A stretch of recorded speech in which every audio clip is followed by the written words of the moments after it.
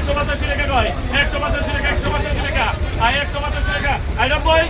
90 টাকা 190 টাকা বলো শুরু করবে 190 টাকা বলছে এ বলছে এই করে 190 টাকা